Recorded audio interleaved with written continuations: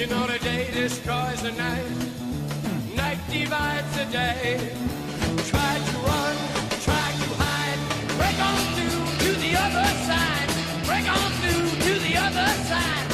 Break on through to the other side. Thank you for coming. I so appreciate you just dropping and coming in to set this straight. Because again, I put out that video yesterday because I saw the playgrounds and I was mortified, right? And I got a hold of you and, you know, we kind of had a short exchange via Messenger. And then I had gotten some information from board members and a couple other people. So I put out a video saying like, hey, look, this is what has happened, community. There's this meeting coming up on August 8th, 4:15 at Seven Oaks, in case anybody's wondering. To get feedback, and I gave some background that I thought was accurate. And Shannon, the new PTA president, very kindly reached out and was like, "Hey, listen, like, thanks for doing this, but you're not accurate." And I was like, "Oh no," because obviously strive for accuracy. And she immediately said, "You need to talk to Sara because she will be able to give you a really good, in-depth, accurate explanation of what has transpired over the last, I mean, it turns out to be 6 years." So you were like, yeah. And so 12 hours later, what I need. 12 hours later, here we are. So thank you so much for coming. I really appreciate it. Yeah, of course. I mean, I've got my whole we have the timeline. We have the receipts. So you were PTA president for how long? For 2 years. Well, a little short of 2 years because there was no PTA when COVID, it was like what year was that? 2021? 2020. I came in 2021. Sorry. Yeah, Okay. so 2020 and then 2021, there was no PTA with the start of the school year. So reached out, the principal reached out. We need a PTA president. We need a PTA board. And I finally just jumped in and literally jumped in like head over water, like head under. Oh. I don't even know what to say. Long story short. Deep end of the swimming pool. We can agree on that. Deep end of the swimming Jumped pool. right in. Long story short, like we just jumped in, tried to get things going, and we realized we needed to build community, right? That was the primary focus because the community had changed so much during COVID and lots of move-ins, and then it became a assigned neighborhood school and not a choice school. So anyway, I started out in October and we planned events. Anyway, this was brought up in December of that year. So it was like right when we had just started too. We were very new in here. It was brought up by a concerned family. We said, we're going to look into this. Yeah, it was just brought up at a normal PTA meeting. That's what you do. You go to the meetings and you bring up issues, ideas. That's the venue to do that, right? Right. Now, you said there was no PTA, not like the spaces hadn't been filled, or literally the entity didn't exist at Seven Oaks prior to you. No, it did. But it had disbanded. It had fallen apart just because of COVID. And it was just, it was just one of those negative side effects of COVID. And so then we had to have a whole new board come in, and we were all new. None of us had ever been on the board at the school. Most of us were new to the school. So it was all new for us. But the family who brought this up knew that it was worth looking into. And so we knew it was going to be hard. We were warned that this is going to be really hard to work with the school district. There's so much red tape. There's, bureaucracy, all of that. And we were like, well, this is a really good goal to rally around. So that started the rallying. And I, almost 2 years into it, I am just shocked at how much our community has come together. And I mean, I'm happy because that was the goal. But I still, at the end of a year of fundraising, we raised $100,000 for this purpose.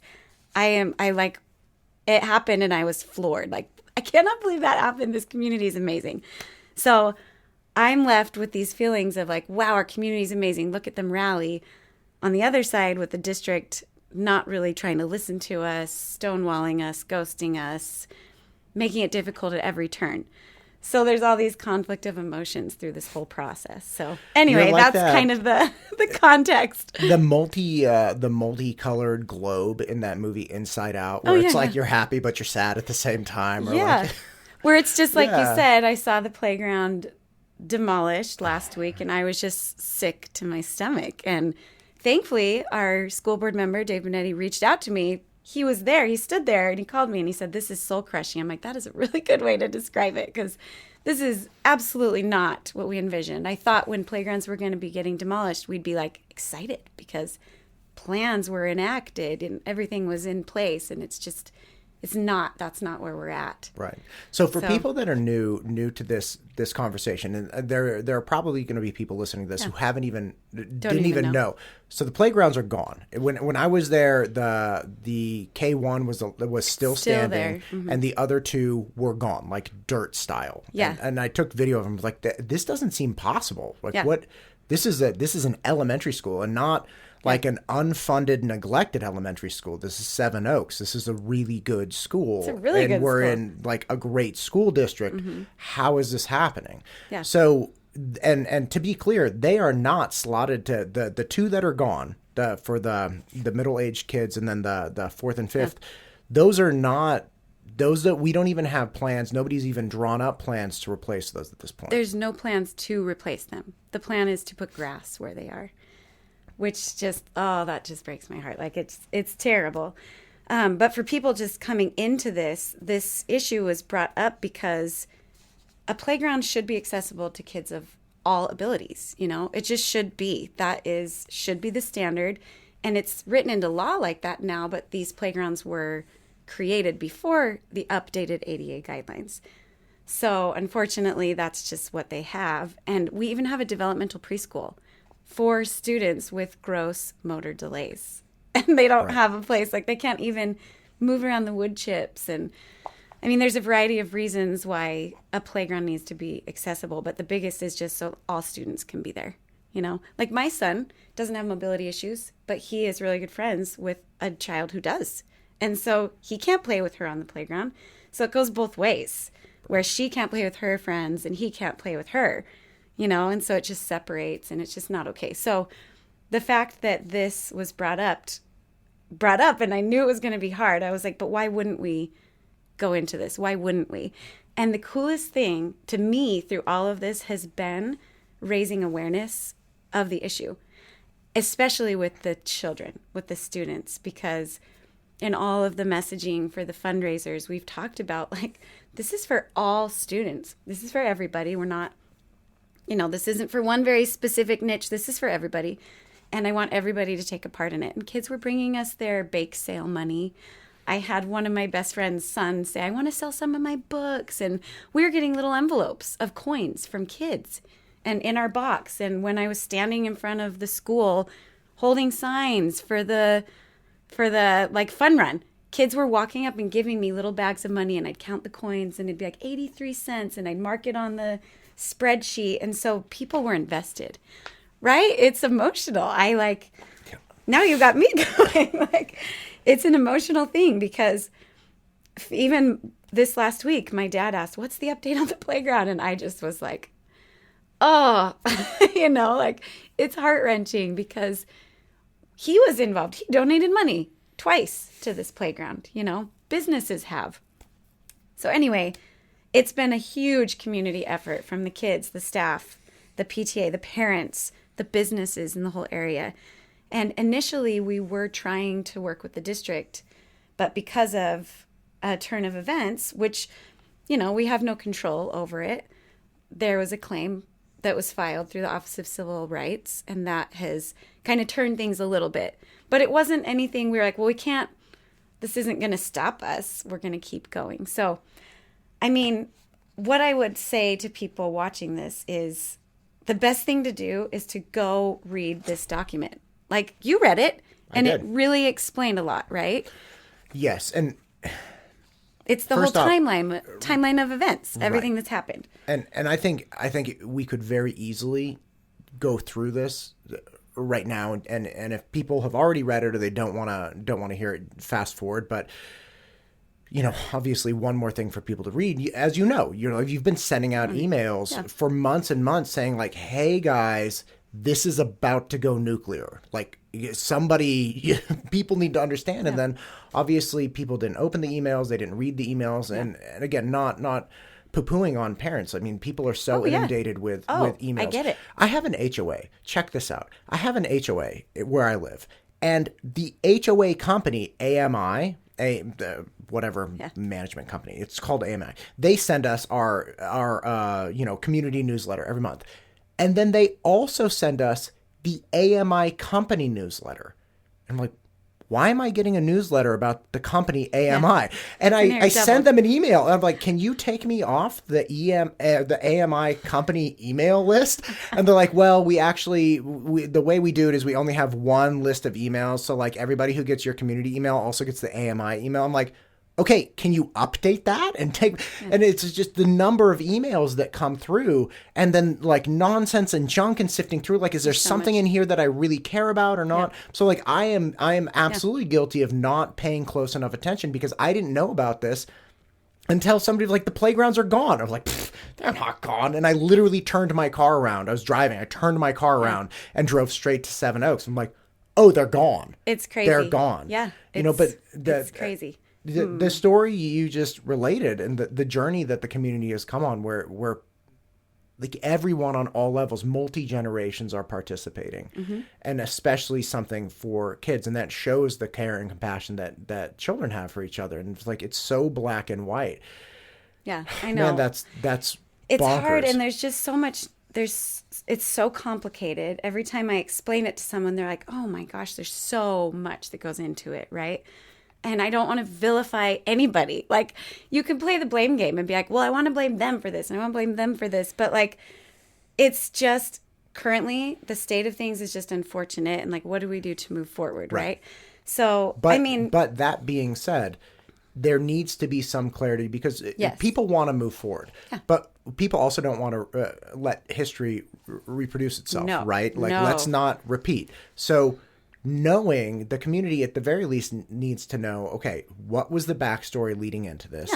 Not with the intention of getting out their pitchforks and stuff, but like, let's be clear. Facts. Right. So so let's speak to the facts. Okay. So look, 2017, 2018, somebody comes forward and says, hey, these playgrounds are an issue for people that have accessibility issues. Right. And that was received in normal fashion. Like, okay, great, we can look into it, but nothing happened. Nothing happened. And I mean, what I understand is that the family said, well, here's some pieces of equipment that would be good and usable. And the district said, no, we don't like that. This is what we think. And the family said, my kid is never going to use that. That's kind of a waste of money. And so then the district wouldn't work with this family. And listen to them and listen to the needs and say, what are the needs moving forward of other kids, not just your child, Right. And then it just stalled. And then COVID hit and it just kind of poofed, Right. As many things did. Yep. Right. Exactly. Yeah. Okay. So then you become PTA president in October 2021. And December 2021, somebody comes to a PTA meeting, a family, and says, hey, here are some concerns we've had. Yeah. Right. Yeah. Brought it up and we decided to look into it. So, I mean, in here, it just says the next several months were spent researching accessible playgrounds because we needed to do that. We were researching, and this friend, she was reaching out to families of children with all sorts of mobility issues, all sorts of things, because we wanted to get it right the first time and not just be like, well, this is just for my child. It's for everybody coming to Seven Oaks. So we were trying to research, but we were also trying to connect with the district while at the same time starting fundraising efforts because we were told this is going to take a long time. I know this, like playgrounds in the past, the 4th, 5th grade playground has been in for 9.5 years. It wasn't there before that. And it took them almost 3 years to fundraise for it. And that was the spinny one with the things that always make you sick? Yes. Okay. That's the one. Yeah. And it cost a lot less than what we were quoted. But I mean, times have changed and costs are just higher now for everything like that. But it took months to get a response from the school district, like literally months. Probably it was about 5 to 6 months to even hear back from them about our issue. So in December 2021, you guys say, okay, look, there's this problem. We would like to take this on. We'd like to address it. We need to raise an enormous amount of money. We, the parent groups and whatnot, need to start researching and find solutions to these problems. Yep. We need to build community and network with each other. And we need to let the district know this is something that's very important to us and get them responding. So you immediately do the first 3, start raising money, start researching, start networking. And then it takes 6 months to just hear back from the school district on this. Yeah, if I'm remembering right. And it was the principal trying to reach out and they wouldn't even respond to her. So I know that this person is busy in the district, but it was just, this was what people had said. It's going to be really hard. It's going to be really hard to communicate with them. And I naively was like, we'll be fine. I know it's hard, but like, it was kind of, I was incredulous, like, really? That long, right? So we were doing our due diligence because we're not going to go about it in a way that is not okay with the district. We're going to work with them. We're going to go through all the proper avenues to get all the guidelines correct, everything. We want to go through it the correct way, right? So that happens. That just kicks it off in December. And we do our first fundraiser, our first color run. It was very successful, more successful than we even anticipated. And it just, like I said earlier, everyone just rallied. Right. And the kids really, really started to understand the importance of this issue. So fast forward then to October 27th. So I want to, like, there's so much like, please meet with us, and hearing nothing. And finally a meeting was set up, an in-person meeting. And there were several people there. I was unable to make this meeting, but it was district representatives and PTA people and the principal. Great. And this is 10 months after the initial, like, oh, we should take this on. Yeah. Okay, great. Yeah. And during this, there was a verbal agreement made between the district and the PTA that the PTA had gotten a playground assessment by a playground company, because they asked us to do that. They said, get an assessment and determine what the cost would be. And this is all on the PTA's dime. We're doing all this, right. Yeah. I mean, we don't have to pay to get an assessment, but we're like, what? We had to show a good faith effort that we were moving forward, that we had momentum before the district would even try to talk to us, right? So when we met with them, they said, oh, awesome, you got a $300,000 estimate for this one playground, because we never were going for 3 playgrounds, because we knew that would be just too expensive, and asking people for money is really hard, and you just want to make sure that you're doing it in the right way. Anyway, right, so you don't want to get too big for your britches. Like, no, let's go after the first one, and then deal with it later. I was more wordy than you, yes. So $300,000 was the estimate. They said, we're going to do a 2-to-1 match. They said, because you have already started raising money, we're going to put you at the top of the list for elementary school playground renovations, because you're already moving in this process. If we hadn't started that, we would not have been. It wouldn't have been until years, because within the decade 2020 to 2030, they were going to do like facility updates, and they said that included the playgrounds, but they had no timeline. It was just within 2020 to 2030 for a bond that passed before 2020 that was supposed to be used. And so they're like, well, you already raised money, so we were going to do this anyway, so we'll move you up. You're first to the list. So we were like, awesome. We finally were like, yay. It was like this breath of fresh air that, like, they listened to us. We finally have this. And they were going to collaborate. They were going to collaborate on the plans. But then they switched to their playground company, which makes sense because, liability and all that, whoever they work with, we get it. But they were like, that'll be fine. Like, you got the estimate. We'll just switch to our playground company. And the estimate included the ground surface and structure. So, because that both needed to be updated. Sure. So this was October. And then they sent on November 30th, a month later, we received plans for that, like renderings is what they call them. And the parent group spent a lot of time looking at every single piece of the plans and saying, we think this piece of equipment would be good, and here's the reasons why. We think this one on there is actually kind of a waste of money and space, and like, let's save money and put a different piece in here, and we spent a lot of time doing that. And that response was sent mid-December. So this is now like 6 weeks from the first meeting when they said, let's do it. Let's work together.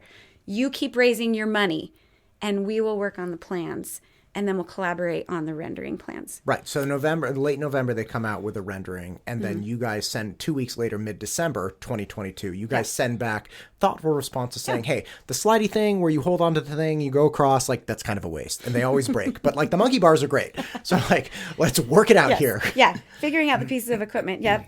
And then from then on through January, we kept trying. We didn't hear anything back.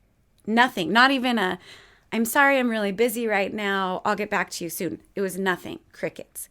And what we had been told in October at that meeting, what the people had been told is, we want to get this equipment ordered in January so it can start getting shipped out. Because there were so many delays at that time with all construction stuff, right? Just everywhere. Sure. And so they said, we want to get it ordered by January so it can start coming in and we can put the playground in the summer. God, that sounds like a great plan. That sounds wonderful. I know. So we finally, after months of being ghosted and stonewalled and just trying to set up a meeting to get working together, because we had already had all these moving parts on our end to show that we cared about this. We were happy about that. But anyway, so no communication, December to January, nothing. Efforts were made to reach out, nothing, no return. So, I mean, I reached out. This is the PTA and then the school administration all reaching out? This is the PTA. Now the PTA has taken on, like the PTA includes parents, teachers, right? Gotcha. And so staff. Right. So the PTA was trying to, like, guys, you said you wanted it by January. Yes. Where are we? Yeah. So the parent group included, like the principal was always looped into everything. Mm-hmm. Of course. And then there were like 4 of us on this parent group that were working together for this. So one of them, their job was to be the reach out person, right? Gotcha. So anyways, I finally reached out to our board member, Dave Benetti, he's been really great through all this because he will always answer my calls and always listen. And I just told him the situation. I'm like, they are not communicating with us and we are raising all this money. And he's like, he just said, I'm so sorry. I know they're busy, but they really should be at least saying, I'm busy, right? Right. So anyway, I mean, that's getting into the details of it. But basically, finally on February 3rd, we got an email and said, yeah, here's the updated plans. And we looked at it and they weren't updated at all. It was exactly the same as what was sent on November 30th. The exact rendering. Same. So somebody... Nothing changed. Somebody just would appear that somebody got behind the ball and then just to take action, just resent whatever. Yeah, which is frustrating because if they had been communicating all along, like, this is what is happening, we're really busy, I know it's being pushed out, that goes a long way, right? When we are trying so hard on our end to do what we're supposed to do to hold our end of the agreement. So February... And not just the PTA, but the community. The whole community continues to fundraise. The community continues to give up their hard-earned dollars. Yes. And then months go by and it's, here's the exact same plan. Yeah, which is very frustrating. And it was always talked about at PTA meetings, like general meetings. We were updating people and... people were like, you need to do this, you need to do that. And it's like, well, we're really trying to give them the benefit of the doubt and help them feel like they can reach out to us. We don't want to ostracize any. Sure. Like, we felt like we had a good thing going in October. So February, they set the same plans. So then we invited them to an in-person PTA meeting to explain what is going on to the whole community, right? And they declined that. And then they said, we'll do a Zoom meeting. They were okay with a Zoom meeting. So that was great. There was a Zoom meeting on the docket. The day before the Zoom meeting, we received an email from them notifying us that the anonymous claim through the Office of Civil Rights had been filed and that they couldn't communicate with us anymore. So that was then like a full stop at that. But they couldn't tell us what was going to happen. They didn't know what was going to happen from it. So we just had to move forward with, okay, here's our original agreement. And we're going to keep moving forward because we want these playgrounds. We can't lose momentum. We already had our quote given. Like, we're starting to work on the renderings. We see the prices of the pieces. Like, we are seeing numbers here. So we need to do our end of it, because that was so hard going into the next fundraiser. But we very much thoughtfully went into that thinking, we don't know what's even happening with this lawsuit. It wasn't even a lawsuit. It was a claim. We didn't even know. Sure. So... That was just unfortunate that communication just stopped, right? Right. And I mean, they hadn't really communicated well anyways, but yeah, sorry. Right. No, it's fine. And obviously, this whole time, you guys had been working in good faith from the beginning. And you as the PTA president, like, look, I don't know how this is going to work. I don't know what's going to happen, but I'm going to keep moving forward as best I can. The community is going to keep going. So the school district says in late February 2022... late February 2023. Yep, just recently. Like, listen, we can't even talk to you anymore. A claim has been filed. We don't know what's going to happen, but, I mean, Godspeed. And, radio silence. And then you look around like, well, we have to keep moving forward because they don't know what's going to happen. We don't know what's going to happen, but nothing's going to happen if we don't keep pushing. Yeah. So that's what you do at the end of February. Just keep marching along. Yeah. Because the hope was, the ultimate goal is a playground. So no matter what happened with this claim, like that was going to happen. Right. So, and we knew that like, they're probably going to need money anyway. They're going to like, it gave us insurance. Like, we have this money. We really care about this. Like, don't forget about this. Don't forget about us. So then in April, we had our awesome second annual Color Fun Run, right? We raised so much money, which put us to our 100,000 goal. And we raised even more than that in the year, but that goes to operating expenses for the PTA for all the awesome things that happen at school. But 100,000 was earmarked for the playground, which in 1 year is remarkable, incredible. Like it was, I'm shocked. I even reminded my dad about it this last week, and he's like, I don't know how you did that. And I was like, it wasn't me. It was the community and just rallying around this amazing, amazing goal, right? So anyways, we did that. We completed it. It was awesome. And then May 1st, we were not, we weren't privy to this information at the time, but the document says it. So I put it in there. May 1st is when what's called the Voluntary Resolution Agreement. We just refer to it now as the VRA because it's easier. It was signed between the district and the Office of Civil Rights. So it just outlines this is what the district needs to do, and here's the dates they need to do it by. And the district, hence voluntary. The district is saying, hey, we're going to do this as long as it's okay with you, OCR. Like, does this validate all of your concerns? And they say yes, so boom, we sign it. Yeah, and part of that is that the playground plans, before they can even, put in a playground, it has to be approved by the Office of Civil Rights. Right. So they have to go through that whole process of getting it approved. And one thing that we had asked for is we wanted to continue collaborating with them as a parent group and keep working with them, like, because we had been, and they didn't want that. I don't know who is they. I can just say they in a vague term. I don't even know who is it that didn't want to work with us. But part of the VRA says you need to seek feedback from interested parties. So they decided, instead of working with the parent group, that they would just send a link to a survey and say, what do you think about these updated plans, community, right? So that is the way they tried to fulfill that obligation in the agreement, is by seeking feedback from the community instead of working with the parent group. So that's the parent group. Then we still kept reaching out. I still kept emailing regularly, like, we would like to collaborate. So anyway, and the VRA has roughly 5 like core agreements, correct? Because one of them, here, 1, 2, 3. Yeah, there's action steps. There's 5 action steps. Yeah. So there's the exterior routes, which is like people have to be able to get to the playground area. Yes. There's play area surfaces, so that would be the tan bark or like rubber or sand or whatever it's sitting on. Then you have the actual playground equipment. You have the maintenance of the features, so you have to maintain it a certain way. And then what's the 5th? It just says accessibility information. So it's giving information about these codes and the guidelines. There needs to be somebody at the district designated to do that. Right. So all interested parties can obtain information about this. That's what it's saying. And all along the way, they're supposed to be asking for feedback from interested parties. Yeah. And that's the, legal terms, interested parties. Right. So whenever we read it, we're like, well, I guess I can see why they would then block us out, because they think they're upholding their end of the district by seeking feedback via an online form, right? Versus actually talking to us.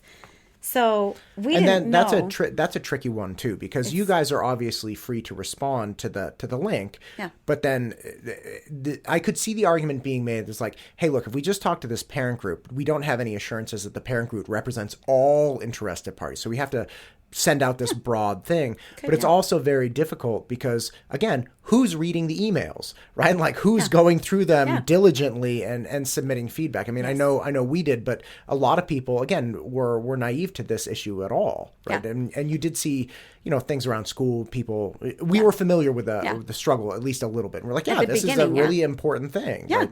Yeah. Yeah, for sure. I mean, so the VRA was signed May 1st, but they didn't come out and tell us. It's been signed. Like the next communication we had after February was May 16th. to the entire school community. And that email is in here. It's linked in here. So everything that's been communicated. And I'll put links in this in the description, so everybody can go see this for themselves. This whole document has all the other links in it. So link to this. You can see the VRA. You can see all the guidelines, all of that stuff. Everything's there because that's all public now. So on May 16th, well, actually May 17th is when they communicated with us. But interestingly, on May 16th, that the levy that the West Ada School District had on the ballot, which was to appropriate funds for facility updates district-wide. A big part of that was playgrounds. So I went to a meeting with the district like back in the fall, and that's what a major issue brought up was playgrounds district-wide. So we knew at that point, we're not alone in this. But we had a lot of momentum already. Other people are like, wait, you've already started. How are you doing that? It's so hard to work with the district. And we just had to get going in order to show that we cared. So anyway, May 16th, the levy, it failed. So we didn't know what that... They did ask for $500 million. Yeah. There's that. There is that. I mean, it failed. That's a whole nother discussion. Right. But then the next day, after the levy failed, the district knew the levy had failed, and the VRA had been signed 2 weeks before that. They sent an email to the community saying, we're going to renovate all 3 playgrounds. And I read that, and I was like, wait, what? Yay, this is great news, because we originally were just going to do 1 because that's what we could afford. We could shoot for the moon was $100,000 for us, right? And so they said, we're going to do all 3 playgrounds. And they also said they were going to fund it all, which was awesome. But they have to do that because of the claim through the Office of Civil Rights. They have to now cover the expenses. Right. The Office of Civil Rights is not saying, hey, you can pass the buck to the parent groups. They're like, hey, you're the school district. You are going to make accessible playgrounds. Yeah, because you're the ones out of compliance for the law. Now, do we know if West Ada voluntarily elected to say okay, OCR, Office of Civil Rights, you're asking us about this 1 playground, but we, West Ada, want to do all 3? Or was it the OCR saying you can't have 1 playground accessible to people with accessibility issues and then the other 2 not? Do we know? Do we have specifics on that? That's what we don't know. I so this is one of the August 8th questions. Yes, this is in my mind, and I was talking to my husband last night. I'm like, this is one of the this is the question. This is it. And I'm an information gatherer, obviously. I want all the information, and that is the big piece of the puzzle that is just unknown. Right. Right. And so it's possible that the OCR said, hey, you can't have 1 that's accessible and 2 that aren't. And it's possible. I'm not saying that happened, but it is possible. It's possible in the realm of, well, what are they saying then is accessible? Did they have to tear down 2 playgrounds to make it accessible? We don't know. That seems very drastic, to the PTA. Could we had just resurfaced, and said, now the resurfacing's great, because originally we were just going to leave the other 2 when we were working with the school district. So it totally depends on what accessible means to the OCR. Is it accessible that somebody can get to the actual play equipment? Or is it accessible there needs to be a ramp if somebody happens to be, using some manner of wheelchair or something like that, where they can actually access the upper level of the play equipment. It's not like you can get to the base of it. So accessibility is really the key thing here. What did the OCR want? That's what. So these are questions. So people can read the VRA, and they can also go at the end of this document. It's called the accessibility. Information about ADA guidelines. So if you click on that link, you can just see what some ADA guidelines are for playgrounds. Right. That is online. Right. So anyway, it's a lot of stuff. There's no concrete. It's not written into the VRA. This is exactly what needs to be done. I mean, to me, it's left up to interpretation a little bit. It's a little bit vague. And of course, the West Ada plans, right? Whatever plans they come up with for the playgrounds have to go through the OCR. So the VRA is essentially, hey, look, we're going to do this. right? We're gonna move in this direction, and of course we'll submit any plans for approval to you. But just the blank document itself, obviously the VRA is like 2 pages, right? So you can't have every last little nuance of it in there. Right. But they have to go through whoever works at the OCR to get everything approved. Yeah. So they say, hey, we're going to renovate everything. And that's May 17th. Yeah, at our expense, we're going to do that. But the one problem with it, that there were no ramps on any of the playgrounds. Right. So we were reaching out and then reaching out to the district and then reaching out to the community saying the whole goal was to make this playground area accessible, right? And so having these kids be able to get to the bottom of the playground and then watch their friends, it's just, it didn't make any sense. Right. Somebody said the other day, they're like, well, they just wanted to resurface the bottom. I'm like, well, okay, I could see that as a start, but like you want kids to be able to get on to the actual play structures, right? Yeah. So like ramps are obviously a no-brainer. And it's understood that the equipment is not all the equipment will be accessible to everybody, but part of it should be, at least getting on and off of the structure. Right. That should be just like at Gerber Park or, Right. And so that was the goal. And so we just tried to remind the school district, like, we need to get this right the first time. Like, why would we spend all this effort and not do that? It just sounds silly. Like, it's, and so then that was when the feedback was generated. And all that feedback is linked here because you can access it. It's public records. So I got it. Right. So the receipts are here. Yeah, don't worry.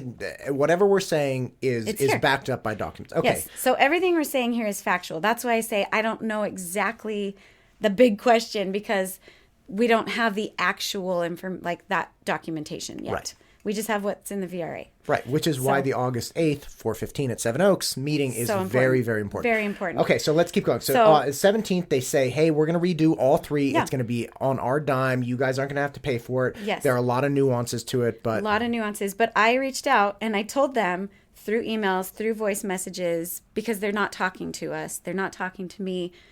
I'm telling them, we have $100,000 earmarked for this. We know you didn't include ramps.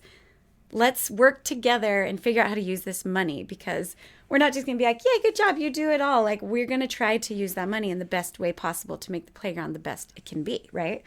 So really all we could do at that point then is just wait for the feedback. So the feedback went in. I submitted the records request, and then the next thing we heard was June 14th. An email was sent out, and this is where it got so frustrating to me because the email was sent out about a playground update. And this is West Ada sending out an email. West Ada sending it out in the middle of the summer. So most people I talked to hadn't even seen it. They'd probably gotten it in their inbox, I mean, I see it because I'm watching for this stuff. I'm like, please communicate with us, right? But that's my job to do that.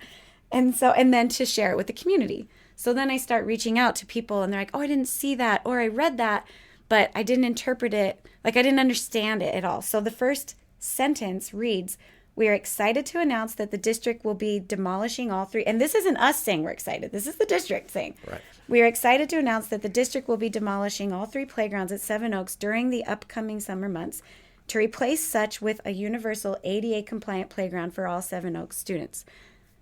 I read that and initially, they were going to do the 3 playgrounds in phases, they said. And so everybody I reached out to was like, well, that just means they're going to tear them all down and then put one up and then another and then another. And so I reached out to the school district and said, I see the word in there. Does that mean you're doing one playground? I don't see an S at the end of playground. Yeah, exactly. Like, we're going to tear down 3 and put up a playground. So it was vague with the word versus one playground for all students. They just purposefully were vague in my mind. And this is kind of where it just got frustrating because the information then was not communicated well and people weren't understanding. So I reached out to the district and I actually got a phone call from the superintendent. And we talked about a lot of different things, but among them was, he said that the one playground is because they couldn't afford to do all 3. Which, I mean, I understand that because that's why we were doing one in the first place, right? So I said, yeah, I understand. It's expensive to do a playground. And the problem with that is that they originally sent that we're going to do 3 playgrounds and we're going to pay for all of it. And then they got the quote for it after they sent it to the community. So then they get the May 17th communication said, we are going to renovate all 3. And then they got a quote after they sent that out. And they're like, by renovation, we actually meant we're going to put grass. Yeah. Yeah, because we can't afford it. So that's where it's so frustrating. And where we're frustrated is because they said we're going to do this to the community, like for the community. They got the price, which they should have had beforehand, in my opinion, right? And then said, no, never mind. We got to backtrack. We can only afford to do 1. And so we're going to tear out 2 and do 1. And reasons for that were cost. And another reason was the superintendent said, this is going to become the new standard at all schools in the district moving forward. Now, when he says this is going to be the new standard, is this that you're only going to have 1 playground? Yes. Okay. That no matter what's at the school, if it's not up to code for accessibility, then they're going to tear out anything there and just put in 1 that's accessible to make it equitable across the district. So not only then were we kind of, slammed with this information, the whole school district is essentially going to be as well, which is not ever our intent, right? That was never the intention from the beginning. So you see how it just turned right then. Gosh, so, man. yeah. Okay, and so if you go to their website at West Ada, they have a part on their website where they have the updates of the playground. And the email they sent on June 14th saying they're going to do 1 playground is dated on their website as May 17th. So they're covering up the fact that they said we were going to do 3 playgrounds on their website. But I mean, we all have evidence of it. They emailed us all on May 17th, right? We have that evidence that they said they were going to do all 3, and then they pulled back and said 1. So the feedback period was opened again, and you can see all that feedback. Nobody was happy with that plan. Nobody, right? Right. Who's going to be like, oh, I think that's a good idea. Yeah. So people someone reached out to me and said, oh, they don't even want to know how my kids feel. And I'm like, yeah, they should. They should know how your kids feel. Right. Say it in the feedback, because the kids are like, wait, why? We worked so hard to do this great thing. Like, why would this be happening? So right, this poor kid who did like a bake sale and delivered you $1.75. Multiple kids. Yes, I know. So it's just, this document details a lot of what's in there. Like the current renderings did have ramps. So they did update that, which was great. But the plans would then be on the current playground, the new playground will be on the K1 area, which there are a lot of issues with that area. It's really close to the school. It's really close to the road. It's close to the classrooms of kids who are very young, and there's glass doors seeing to the playground. And with 1 playground, you have to have staggered recesses all day, right? In order to have, at this point, like at the end of May, there were 570, or in mid-June, there are 572 students enrolled at that point in the school. School year ended with 600, but next year was looking at that. So we're not sure exactly what it'll be, but it'll be close, right? Right. Average of 600 kids. And then they gave 2 vague timeframes for construction, like in the coming months, like never a specific. Whereas the May one said, we are going to start demolition immediately after school ends so that it will be done by the time school starts. They were way more specific there. But in this one, they were very vague. Right. and then they left the feedback period for an entire month. So June 14th to July 14th. So, I mean, what else could we do but just wait for feedback? That was kind of our insurance of like, well, they need to listen to the community. So we got that feedback and nobody was happy with it. And then the next thing you know, playgrounds are demolished. Right. And they're not the plans are not finalized. So that was what frustrated me in the email from the district, is they made it look like these plans were the final plans. But they're not. They were not finalized by the Office of Civil Rights. That's what the superintendent told me. He said, these are not finalized plans yet. This is what we can currently afford, and we have to seek feedback, and then we'll move forward from there. But now playgrounds are demolished without finalized plans. So it just seemed very drastic before anything is even approved. Right. So that's where we're at. Right. And of course, another question would be, did the VRA or did the OCR require that before, like, nobody can start school or be on campus with these non-compliant play structures. It's not like, hey, the second the plans are approved, you have to immediately start construction. Or was it, hey, I understand your plans aren't approved, but you have to get rid of these immediately. Like, you can't have kids coming to the first day of school with something that's not accessible, right? Like, what was it? Why did all 3 of them get demolished immediately? Immediately. That's what I don't know, because they're not answering our questions, right? They're not reaching out to us. And so I actually shared last week when I got home from a trip, I went and saw the playground and I was like, oh my gosh, it's demolished. And I just posted about it on my own personal PTA and gave the contact information at the district that was specified in the VRA. So, or in the first email in May, they specified one person at the district. And so I gave that person's contact. I said, there's no feedback period anymore, but here's his email. And people started reaching out. And so then they reached back out to the principal saying, okay, we're going to have this meeting because we need to answer these questions. And we're just so grateful that they finally are going to be listening to the community. Maybe. We don't know. I don't even know the format of the meeting because we're not the ones hosting it, right? I wish that they would have come to a meeting we hosted, but they wouldn't have. I mean, I don't know if they wouldn't have, but the likelihood is low. So anyway, yeah, so they demolished it. All the VRA is saying that by October 31st, it all needed to be done. And so that's the date in the VRA. Yeah. Right. Okay, man, there's still so many questions. Like, I know. Why not wait until October 30th to demolish the other playgrounds? Right? Like, why not leave? I don't know. I mean, look. Maybe you can speculate, right? You can say maybe it's because they just want construction equipment gone when school starts. I don't know. Right. Because they will not tell us. Maybe they want grass or something, or maybe who knows, right? Because you got to get sawed down now if you have any hope of it surviving.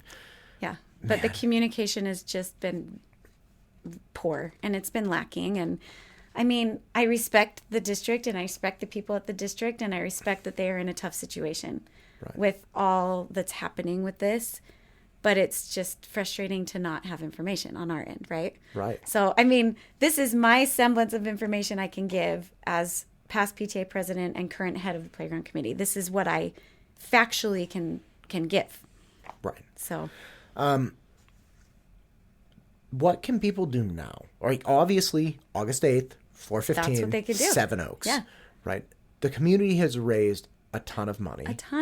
Yeah. Apparently, none of it will be used for this playground. We're trying. We're still saying we still have this money. Like, what can it be used for? Could we use it to resurface those other playgrounds? Like, but now it got pulled out, right? So we've been still telling them this is earmarked for this. We want to use it for this. They're aware. They're very aware, and they're just not willing. I was told, oh, no, we can't. That's a tiny bit compared to what the cost is going to be. So, no, we can't take your money. I'm like, well, any little bit counts. Like, we raised this money, you know. Right. Now, somebody was saying that my wife and I were talking weeks ago, or rather about a week ago when I found out about this. Like, you know, the community needs to rally again and you know, protect its kids, protect the children, especially around playgrounds, like volunteering and stuff. And somebody, I can't remember who I spoke with, but somebody did say that the new principal has been working to get, you know, like temporary games or play. Do you know anything about that? Like, what will be provided to the Seven Oaks children? Obviously, they're not going to have playground in any classic sense, but like, what is coming to the table? What are they? What's the principal bringing to the table until there's this play structure done? I know that she has submitted with feedback from staff, like things that the kids would want. You know, normal play like balls and all that kind of stuff, but painting stuff on the ground, hopscotch, things like that. That's what I'm aware of. And I know that at the meeting on August 8th, more of that information will be said because they wanted that forum to be able to say everything moving forward, and it includes that. So they've been working hard. Like, the principal has been working really hard to go with all of this change, with all of the recesses that will have to change and the lack of equipment. So she's been working really hard to do that.